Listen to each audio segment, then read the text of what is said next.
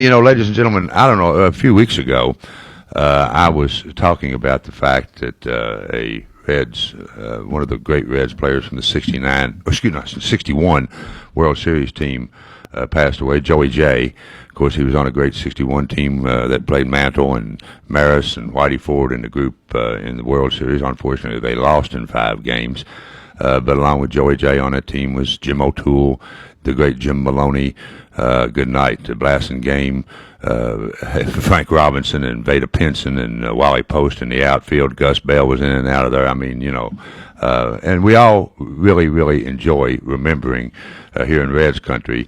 And of course, as we always like to say, WCYN is part of the Reds radio network and has been from 1956.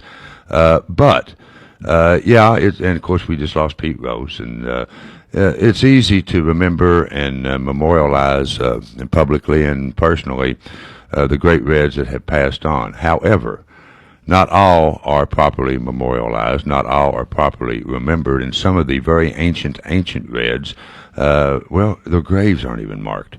And last year we had a gentleman who's here with us this morning, Mr. David Shannon from Lexington. He is part of a charitable group called Gone But Not Forgotten, Major League Baseball Unmarked Graves Project. And welcome to Coffee Break again, David. Thank you. Glad to be here. Glad to have you here, and it is a neat thing you do. Now, David, you and the group, I'll ask you once again to explain to us exactly what the group is and what you've done and what you've been doing in terms of determining where former Reds. Now, we're talking about old Reds for the most part, as we all know. In modern times, people were buried and we have grave marks. But in the late 1800s, and as we all know, the Reds are the oldest Major League Baseball team. Some of the early Reds, the Red Stockings days. We don't know where they're buried, and if they're buried, the graves are not even marked. And I'm not talking about being marked as a Major League Baseball player or a former Red. I'm talking about marked at all. And that's what Gone But Not Forgotten Major League Baseball Unmarked Graves Project is all about. David Shannon is a part of that. And David, I'll ask you to explain it a little bit better.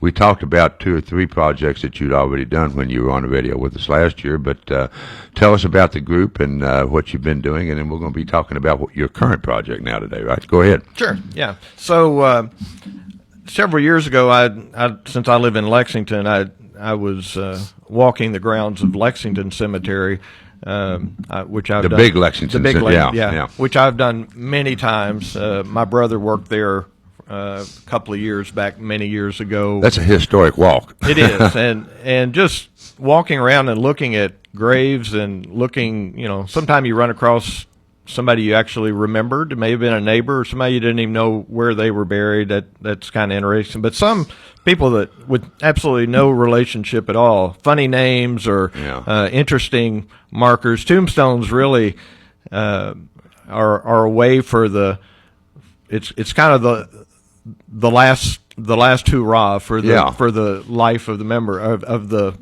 person buried there. So you get some really funny markers, and some of the more ancient markers are really something. They are.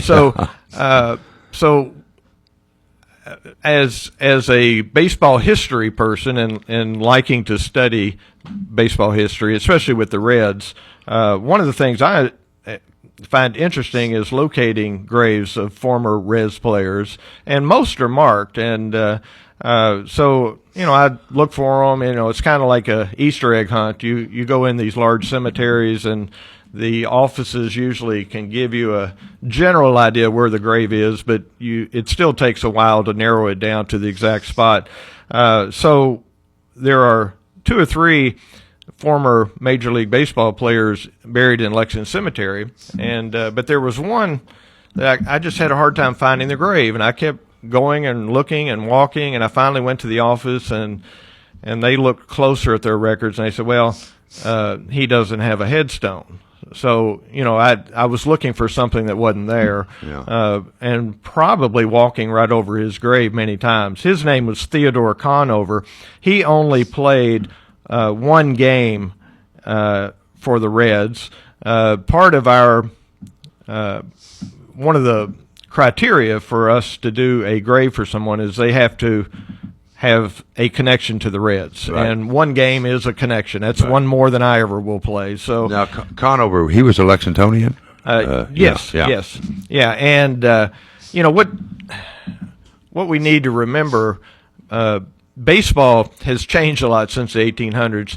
We use the term Major League Baseball now, and that wasn't a term that was even thought of back in those days. It was just professional baseball, and there were many leagues of professional baseball.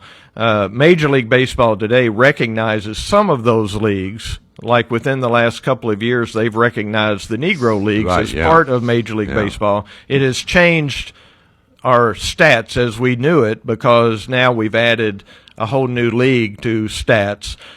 So a lot of these ball players who played in the 1800s played high caliber baseball, but they're not included in the Major League Baseball records on the website Baseball Reference. Most people who study baseball know that site, but it has all of the records of all the major league players. But so you had the American Association, you had the National League, of course, you had the American League, and there were a few others that have now been included, including the Negro Leagues. So The Monarchs, everyone. I thought it was kind of interesting. I'm not sure if your listeners even know it, that here in Cherry Grove Cemetery, there's Here in Cynthiana on US 27 right South, here. Yeah, there's a Negro League player buried there. Yes. I have no idea if he has a marker or not, since he would not have played for the Reds, Right, being yeah. in the Negro League. We didn't seek out that, but his name was Pythias, Pythias, last name Russ.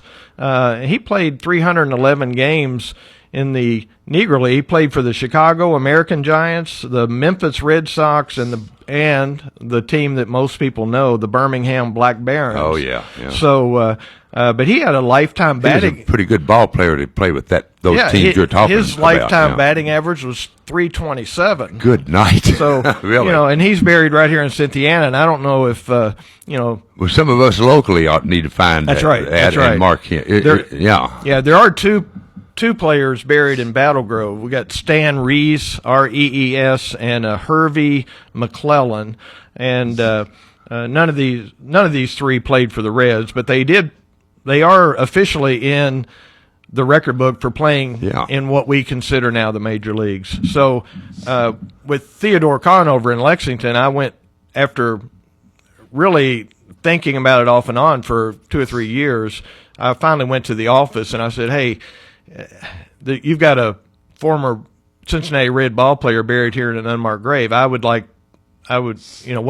can I do to put a grave up there? And the answer was pretty short. Money. No. Oh, no, okay. No, the answer was you can't. Oh, really? And I said, well, what do you mean I can't? Because my personality a bit is I usually like an explanation for something I think would be a good thing to do. And then he explained, and it made perfect sense. Number one, I had to get family permission. You can't just go in a cemetery and put a headstone up. Right. Maybe they don't want someone to know that someone's buried there. And there were a few other factors, but that was the main one. And you're talking about, he died in 1889, and he had no children. So how in the world do you find family members? And the cemetery knew that that probably isn't going to happen. But again, thanks to the good old internet and the Ancestry.com, you were able to find it. you're able to find him in someone's tree and locate. And we actually were able to connect with. Her name's Edie McClellan. She was a professor at Midway College, so here she is, still in the area, and just delighted, and so I went back to the cemetery after I found family and did the other things. I said, okay, now what? And they looked at me like. Now the money question came up. Yeah. Okay. So he now has a permanent marker. I say permanent, nothing is really permanent, but he has a really nice granite standing monument to honor him. so that was our first, and we kind of got a taste of it. I say we. Yeah, that's going to ask you. Give us the information on the we part there. Yeah. Really, there's two of us that administrate this. We are not an official licensed charity. We're just a couple of guys that have a passion to do this, and we have a lot of people who share that same interest who will make small donations or something else to the group to allow us to be able to do this. Yeah, and I want to tell you folks. Well, let me give his name. Oh, yeah, I'm sorry. Go ahead. So his name's Thomas Booker. Thomas Booker. Yeah, okay. and he lives down near Nashville in Tennessee, and we became associated through a Reds history group, and we've become friends, and we kind of knock ideas off of each other and what we should do and what we should not do. And well, and what I want to tell folks, one of the very first things David told me today is that he's not here, even though it's a charitable group, requesting contributions or anything today. He's just here to tell us about the group. But I think this is a cool thing, and if anybody, a Reds lover that would like to help out, they can contribute to Gone But Not Forgotten MLB Unmarked Graves Project. How can they do that if they want to do it? Yeah, we don't have a website, but we do have a Facebook group, a private Facebook group, and you just go to your group search and type in Gone But Not Forgotten, MLB Unmarked Graves Project. It's a long name. If you only type in Gone But Not Forgotten, you may get 200 different groups. But that's me talking, folks. David made it a point to say, I'm not here hawking for money today, but I want to help you do this because this is a good thing. And I'll do something else for you here before we go further. You have a business in Lexington, and it's lamps. Is that what you said? Tell us what you do in life. My wife and I own and operate Shannon Lamp Service. My dad started it. 2025 will mark our 70th year in business. Oh, goodness gracious, yeah. We're on North Limestone. We've been in that location since 1964, so that's, that's 60 years in one location, but we're a legacy business, really, family legacy business. So, we make main businesses. We make lampshades, but we have a huge inventory in the showroom for sale. We make them to order. We do custom lamps, repair, and all that. Yeah. Okay. Well, I wanted to get that out because I appreciate what you do, and I think people should, especially Reds fans. Okay. Now, we talked about Mr. Conover. That was your first project. Your second project, and there's one going on now we're going to talk about, folks, but your second project was for a gentleman, a Reds player named Henry Hank Gastrite. Is it Gastrite or am I saying it correctly? Well, we may not know. We haven't heard it since he died, and he died in 1937, right? Am I right there? I'm looking at your page there. Yeah, at age 72. Right. We'll hear about that and more about Gone But Not Forgotten, Major League Baseball Unmarked Graves Project. David Shannon's here to talk about that. And, the basic one-line explanation is the group determines, a group of two really, determine where former Reds players are buried and if their graves are not marked with proper permission and otherwise doing the right things. They see that they have a marker. Coffee break. Hey, we've already completed quarter one of coffee break, David. Things go fast when you're talking about the Reds. We'll be right back with quarter two with David Shannon and you after this.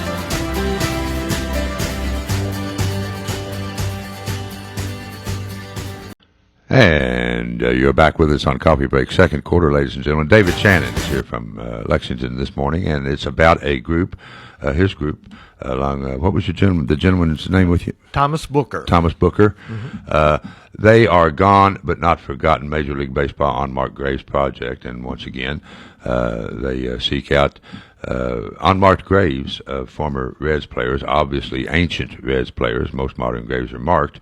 And if they're not marked, and with permission from the family and the cemetery, they see to it that that grave is marked. And we were talking about Huck Conover of Lexington. You've also done the same thing for a gentleman by the name of Henry, known as Hank Gastrite. He's at the St. Joseph Cemetery in Wilder, up in northern Kentucky. And Well, now this guy played a lot. You talk about him, David. Yeah, Theodore Connor, I mentioned, only played one game in what we call Major League Baseball. Hank Gastripe played for 7 seasons, but it's what he did during those 7 seasons that made it a little unusual that he would have a headstone that wasn't marked. When I look at his stats here, which I know you're going to go into, I mean, he's Hall of Fame material in today's time, Billy. Yeah, I think if he had played longer, he probably would. I mean, there are people of that era in the Hall of Fame, so it wouldn't be unusual. But only 7 seasons usually. Yeah, that's not enough in. to get you in. But he was a 30-game winner in 1890. It was a team up in Columbus, Ohio called the Solones, Solons, and he was 30-14. Hard telling how many pitches he threw. Today we worry about pitchers. They hit 100 pitches, you got to take them out. These guys, they pitched the whole game. You didn't have. If you look at the rosters during those days, they didn't have 20 pitchers. They only had 4 or 5, and Well, that was true up into the 40s, 50s, and 60s. A pitcher put in, they were expected to go 9 innings unless somebody blew them up. Yeah. So the 30-game winner was a big deal. The other, he did pitch a complete game no-hitter, but the complete game was only 8 innings. I'm assuming it was probably because it got dark. Didn't have lights. And so they would have had to call it. But that was on October the 12th of 1890, that same year. He pitched a lot of games. He had an overall record of 72 wins and 63 losses. Most people wonder why graves aren't marked, and we don't know in either one of these cases exactly why, but normally it's money. And ball players didn't make any money. They didn't make any money, and so back in those days, I often relate the early baseball players to like going and working in the circus. It's mom and dad probably weren't real proud that their son became a ball player. Actors and ball players have a different role in society than they did in the 1800s by far, don't they? The more I research these 1800 games, the more I see that the headlines were the brawls. I mean, they were fans coming out of the stands and attacking umpires, and batters going into the stands with a bat to take care of a heckler. I mean, it was hard, and so the joy that we get from doing these graves is we reunite families with their ancestors, and each time we've got to know really well, and I still keep in contact with the first 2. I'm here today because, and we'll probably wait till the next segment to get into it, but we're doing a 3rd grave project this Saturday up in Fort Mitchell, and it's for a catcher by the name of Robert Clark, and we can talk about him again in a minute. But what's become interesting, Robert Clark and Hank Gastripe were both Northern Kentucky boys, and the more I researched, the more I found out how well they knew each other, and they played together, never in again, what we call now a major league game, but they played in many charity events. They played in some what we would call now minor league games, but they knew each other really well. And come to find out, I've reunited those 2 families together because the families knew each other, but they had no idea that their great-great-grandfathers played ball together. So notice these 2 families were familiar with each other, but they had no idea about the history of the great-great. Well, that's something. Well, they knew each one of them knew that their great-grandfather played, but they didn't know that there was a connection there between those 2 ball players. Yeah. How about that? So, now, as far as Hank Gastripe goes, obviously you secured a marker for him at the St. Joe Cemetery in Wilder, right? That's correct. Did you have any difficulty doing that, or did you No, that is part of the Covington Diocese, the Catholic cemetery. Oh, okay, yeah. And I have developed a really good relationship with Brian Harvey, who is kind of he's in charge of those cemeteries, and been just and honestly, once they saw how well we did the Stone in Lexington, they were happy to do that, and we did have family permission already. We got that even before I approached the cemetery, and the one we're going to do this Saturday is in St. Mary's Cemetery in Fort Mitchell, but it's also part of the Covington Diocese, so I'm able to work with the same this one has been the most smooth because we already had the connections. People in these cemeteries have to trust what we're doing. Implicitly, yes. Yeah. I want to mention the Knupplau text line. I haven't mentioned it yet, but our listeners generally know. If you have a question or comment for our guest today, David Shannon, 855-650-4851 is the Knupplau text line. As always, it's wide open. And I want to go ahead and talk about your third project. Now, this one is a bit surprising to me because most of us, especially if you're an older person or really invested in Reds history, have heard of Paul Derringer. And I'm surprised that Paul Derringer did not have. You got a grave marker for him. Talk about that particular. Well, actually, we project. didn't. You did? Okay. Yeah, we did I'm not. sorry. So Paul Derringer was not buried in an unmarked grave. So he was cremated. He was cremated. Okay, so that's right. Yeah, I'm sorry. Yeah, that's okay. So we wanted to honor him. Really, this was a passion for my partner in this, Thomas. So and I was more than happy to help work to facilitate this. So Paul Derringer, still number 3 all time in wins for the Reds. He had 161 wins. He's number 3. He's number 3 all time. I knew he was a great player, but So and during his reign, the Reds won the 1940 World Series. Yeah. He actually won 2 games in that World Series, including Game 7. Oh, yeah. So which is a pressure-packed game. Oh, yeah. Always. But he also was he left-handed? Was he a left-handed? I'm trying to remember. For some reason, there was something about him.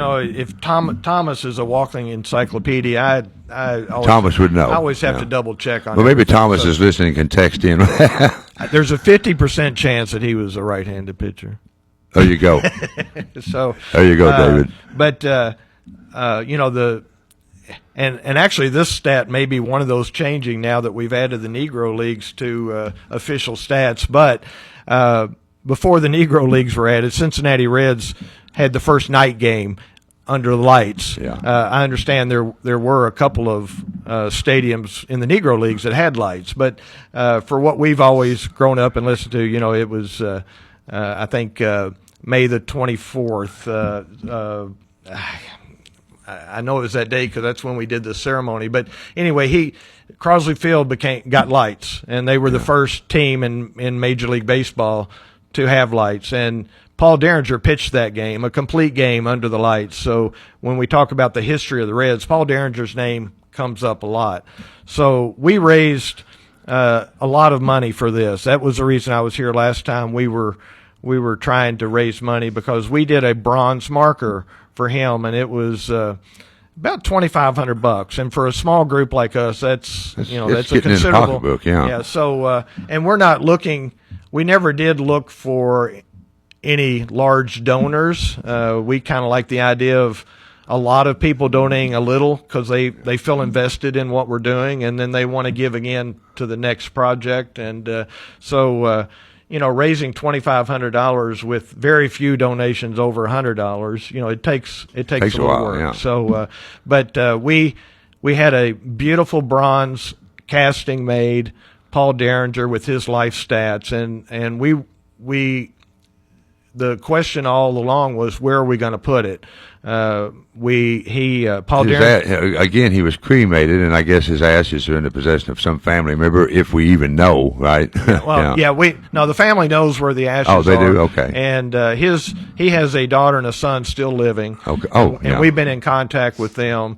And initially they said, well, we think Daddy would probably like to have this put on the family plot. which is in Springfield, Kentucky, where his parents are buried. So we were going to seek to get permission from the cemetery to do some kind of either a bench or something to put this plaque on near that. But we knew it would be difficult for anybody to go see it. Honestly, people would travel to see Paul Derringer's grave. Oh, yeah. But they may not travel to see a plaque at his parents' grave. So, fortunately, over the last few years, I've developed a very good relationship with Rick Walls, executive director of the Reds Hall of Fame, and some of the ownership of the Reds, and they love what we're doing. They are not part of what we're doing, but they support what we do. Help you when Does they that can. make sense? We don't partner with them, but on the Paul Derringer plaque, after we got that made without any input from them or anybody else, we had it made the way we wanted it made. We were able to get Rick Walls and City Gospel Mission, which is the location there. That's the business that's currently on the ground where the Crosley Field was. Crosley Field site. We were able to get the bronze marker installed onto that replica light tower at Crosley Field. Where Crosley was, they've got an old light tower marking. Because that was Paul Derringer's, that was his turf. That's where he dwelled there, Honestly, when we first started thinking about this, that was our goal, but we didn't think we would ever be able to get that done. But it worked. They're doing it again, ladies and gentlemen. David Shannon. And, hey, it's gone but not forgotten. Major League Baseball Unmarked Graves Project. We've talked about 3 former ball players that they've honored and memorialized. We're going to talk about their current project. And I'll just ask you folks out there, have any of you ever heard of a ball player from Covington by the name of Bob Clark, Robert Bob Clark? Hey, David and his group are working on doing something for that ball player. We'll talk about that. That's their current project. Once again, the Knuff text line 855-650-4851 is open. It's halftime on Coffee Break. We'll be right back with you and David Shannon after this.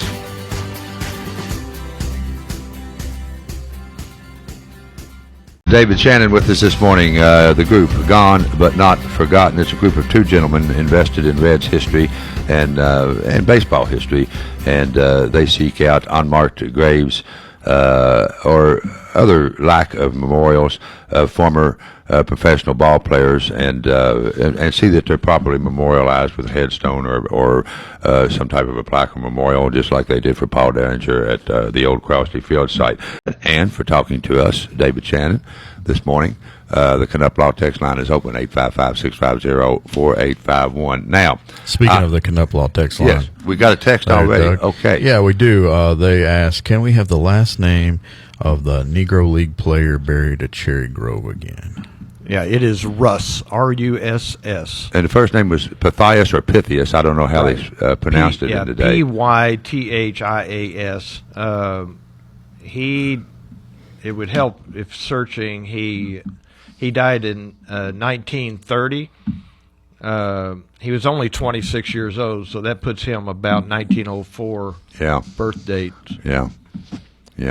Well, you know, I told you somebody around here would get on that when we mentioned it, because we try to take care of things around here. Well, and also, I was 99% sure, but I didn't want to say Paul Derringer was a right-handed pitcher. Thank you.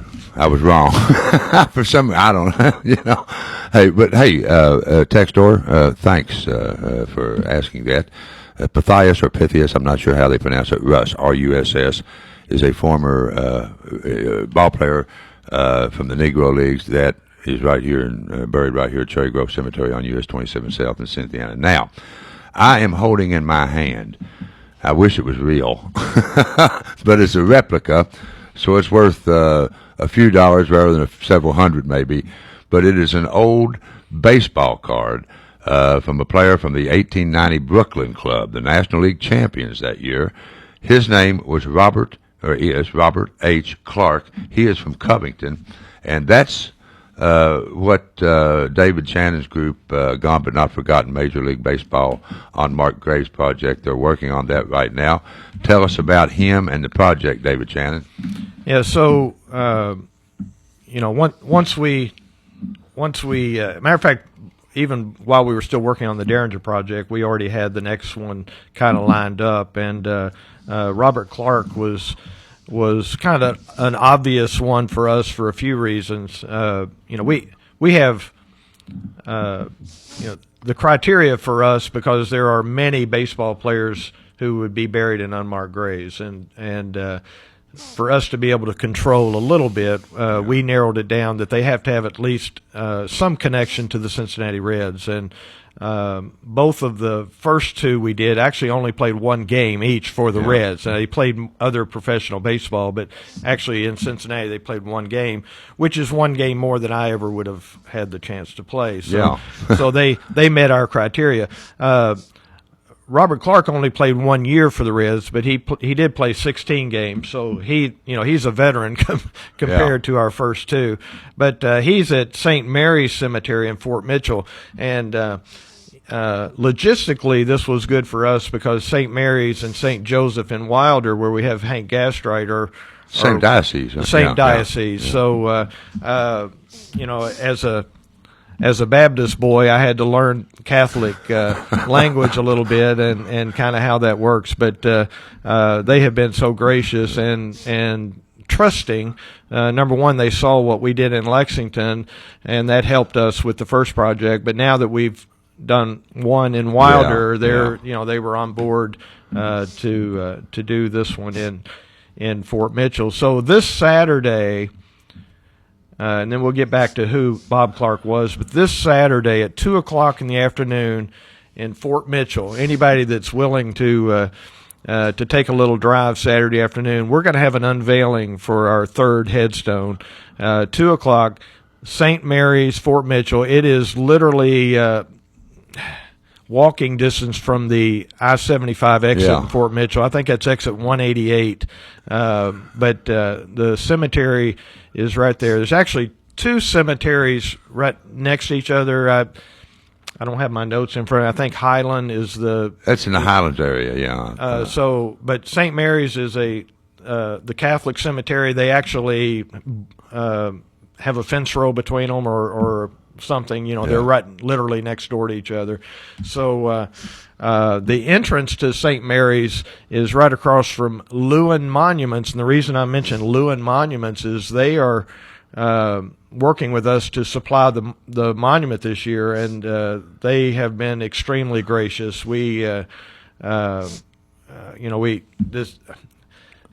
It's been so easy this year with them being across the street from the cemetery. Literally, their business is probably 3,000 yards from where his grave is. So, but it's open to the public. The family's going to be there. Matter of fact, the Gastrite family's coming back because through our connections with them, we've discovered that they actually know each other. So we usually get family reunions, but this time we're getting friendship reunions as well.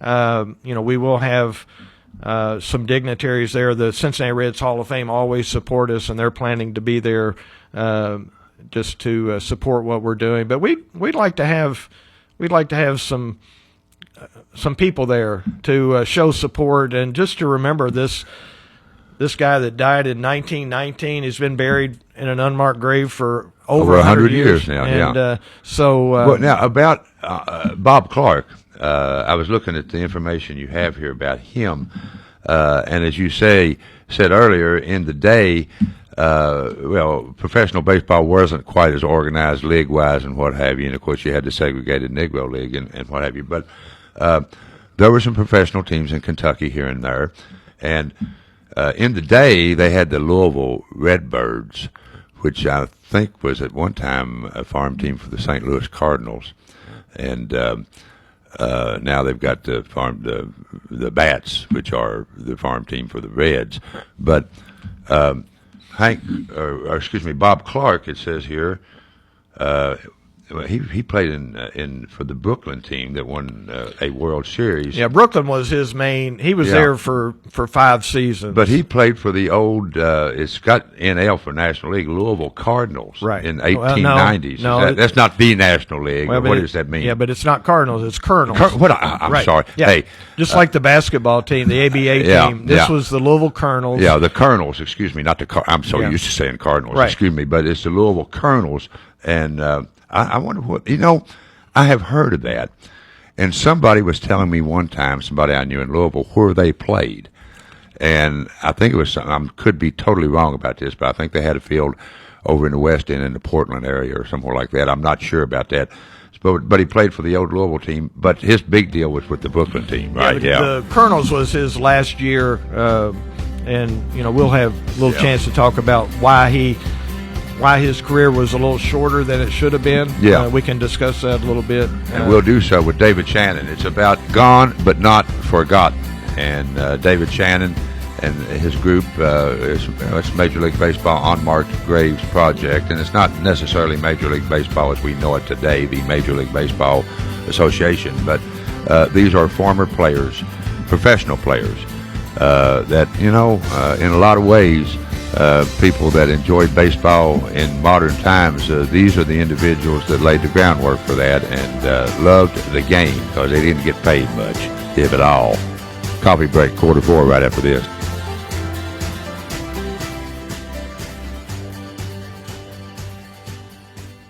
And you're back with us on Coffee Break, fourth quarter. It goes fast when you're talking about the Reds and baseball.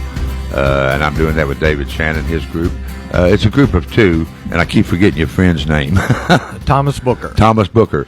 He and Thomas Booker, and you say Thomas lives in, did you say Nashville? He's in that area. In that area. Yeah. And what they do is find the unmarked graves or otherwise, former professional ball players, ancient times, folks, for the most part. I guess the most recent one we talked about was the plaque they fixed for Paul Derringer at Old Crosley Field site. But they see to it that their graves are properly marked after they get permission with the families and the particular cemeteries or wherever the grave may be. And right now we're talking about their current project for a player from Covington, Kentucky, Bob Clark. And we were talking about Bob's career, and I'm going to let you continue, David. Go right ahead there. Yeah. Okay. Well, Bob, we through all the research, we found that he played for several professional teams in the Cincinnati area that were not covered under the MLB under today's records. Yeah. So, you can't. All you see are some newspaper articles and a few box scores, but he was highly sought after, and he really got his start playing for.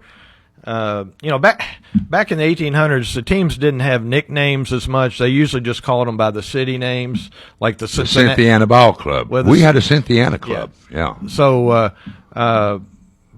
Bob's really what we would call minor league baseball today. Robert Clark was signed by the team in Atlanta called the Atlantas, and he played for them. I've seen records where he played for them for 2 years, but his if you look at his minor league records on Baseball Reference, it only shows 1 year. So there's always some discrepancies in some of this, but he was mostly an infielder. He played little outfield, and from what I understand, the catcher got injured, so he went behind the plate, and basically he found his passion when he went behind the plate. So he became mostly a catcher.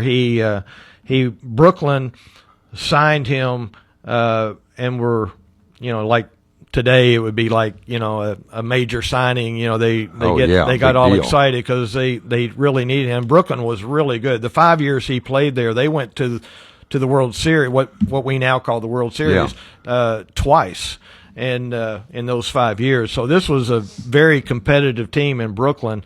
The problem is Bob had a lot of injuries. If you look at rosters during those days, they usually carried one first baseman, one second baseman, one, et cetera. But they usually had like 4 catchers. Oh, yeah. You know why, Yeah. right? They had no equipment. No equipment. Yeah. The catcher's mask was brand new. Yeah. There was no such thing as shin guards. I was reading one article. The chest protector. The first player that really started doing that, his wife made one for him out of sheepskin, and he tucked it in under his uniform because he didn't want to be called a sissy. Well, I was getting ready to say, back in that day, they say you're too light if you need all that protection, right? Yeah, but sissy is the word. Sissy is the word they use. Yeah. So, the face mask, it was basically an iron mask with some leather wrapped around it. You get hit in the head with a baseball, like, oh man, it's not going to help much. So and the catcher's glove, the big round glove. There's a big round glove with a hole in it about the size of the ball. Well, but that didn't even come about till like 1899. This was before that. He probably had like what we would use for shoveling snow. Yeah. But they cut the fingers out because you couldn't grip the baseball, so you basically had a pad in your hand, and so. And those guys were throwing it hard then. Yeah. So it was the fielders didn't have gloves either, but the catcher was getting foul balls and everything else, so he had problems with injuries. But he also he had. And it's hard to get a lot of information on this, but he had several illnesses. The papers reported that he was off, getting treatments and other stuff. And so I think the most games he ever played in one year, as good as he was like 70, because of that. Brooklyn, after his 5th year, matter of fact, all the reports say they really felt like if he had been healthy for that championship game, they would have won. Yeah. He was the factor. He was injured and they lost. He was that good of a player, and they finally just kind of gave up on him because it wasn't his fault. He just wasn't dependable enough. Yeah. He just wasn't in there playing. And in those days, you had to be really, today's players, they get a hangnail, they're out for 3 weeks. They're on the injured list, but back then you played or somebody else would, and you wouldn't get back. So, and you probably didn't get paid unless you played. But I don't know if they had 10-year contracts. Well, the Cincinnati Reds reached out to Brooklyn and said, "Can we talk to him? You've got him under contract, but can we talk to him?" And they gave permission for the Reds to talk to him. Yeah. So the Reds signed him in 1891. They did it for selfish reasons, and the papers reported that everybody in the area loves him, and it would really help their box office to have him there. Plus, he's such a good catcher, and they said, and all the trouble he's had with his illnesses and injuries have all been resolved. They weren't resolved. Yeah. He played 16 games and was out again. He went on to become an umpire in the Western League, which is still not part of Major League Baseball, but it was a high caliber, what we would call minor league now. And there are some real stories about his umpiring days and how brutal that was. When he got out of umpiring, he got into politics a little bit in Northern Kentucky. Yeah, I saw that. Yeah, he's a tax collector and county detective. Yeah, the county detective, I don't know that he I don't know if that's a job now, but go ahead, I'm sorry. Well, I don't know that he got the job, but it was a brand new position that the legislature opened, and he was high on their list. They were probably taking care of him. Yeah. So he was a saloonist, according to one of the census. So he ran a bar. One note said he did really well in the liquid emporium business. Is that what? He liquid ended up emporium. That's a good one. He did a lot of charity events. We connected him with Hank Gastright. They did charity events together. They even came to Lexington and played for the Lexington team. You're talking about Cynthiana having a team. Lexington had a team that was probably in the same league as Cynthiana. They would play each other a lot. They played together that year. So it's interesting that those connected like that. He ended up getting a job working in a chemical factory in Cincinnati, and there was an explosion. Oh, goodness. And he had severe burns, and after months and months of trying to recover, he died from his injuries. So that's, and so we're, again, not sure why he didn't have a marked grave. He definitely earned it, but it was probably finances. It's going to be marked now, thanks to David Shannon and Mr. Booker. They are gone but not forgotten, MLB Unmarked Graves and Project. And once again, you mentioned that you're going to unveil that monument for Mr. Clark. When was that again? 2 o'clock this Saturday, November 16th, 2 o'clock at St. Mary's. As soon as you go in the entrance, you'll see us. His grave is 50 yards from the entrance, so we'll be there. Well, I'll tell you what, this is a good thing that you do to honor these old ball players. For like I say, they were the foundation of what we've enjoyed as Major League Baseball. We had minor league and all baseball, really, Little League on up. We were talking about Joey J. Dying recently. He was the first Little Leaguer to play Major League Baseball, and you would have thought there would have been someone before that. But he was the first individual that came out of the Little League, I guess, group, that we all, you probably played Little League in Lexington. And all of the more modern players, we know all about them, know where they're at, if they have a grave site or whatever. But this is good, that you're finding unmarked graves of old ball players and seeing that they're properly marked and memorialized.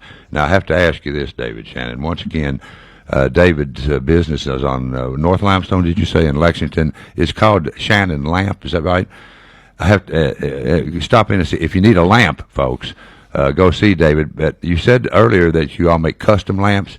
Now, if I came up there and I wanted a desk lamp commemorating the Reds or something about the Reds, can you get that done for us? Well, I bet you have already for somebody. What we can make a lamp out of anything. Yeah. I can't find what you want it made out of. In other words, if you find something that some object that would relate to that and brought it to me, I can make a lamp. You can incorporate it. Yeah.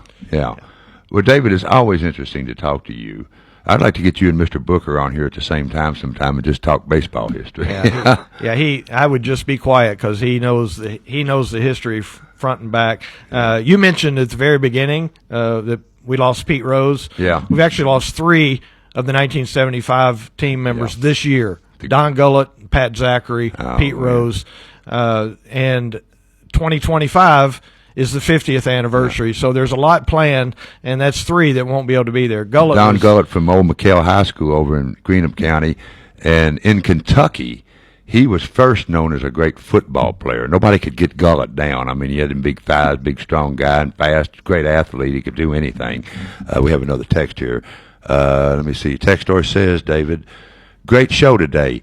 It's nice to know there's a group of people out there that care about the forgotten people that made a difference to others in their time. Thank you. So there you go, David. People appreciate what you're doing. I'd like to talk to you all day, my friend. Come back and see us, okay? I will. And what's the website, the Facebook page you have? Yeah, it's Gone But Not Forgotten, MLB Unmarked Graves Project. There you go. David Shannon, folks. Hey, and thank you again for reminding us about Pythias Russ, the professional ball player from Cynthiana that's out here in Cherry Grove. And somebody already texted in about that. If that's not properly marked or referenced with respect to his athletic career, that will probably happen, David. Come back and see me, my friend, okay? That's coffee break for today, folks. I think I'm hanging around. The views and opinions expressed during today's show have been those of the guest and host and are not necessarily those of the WCYN staff, management, or advertisers.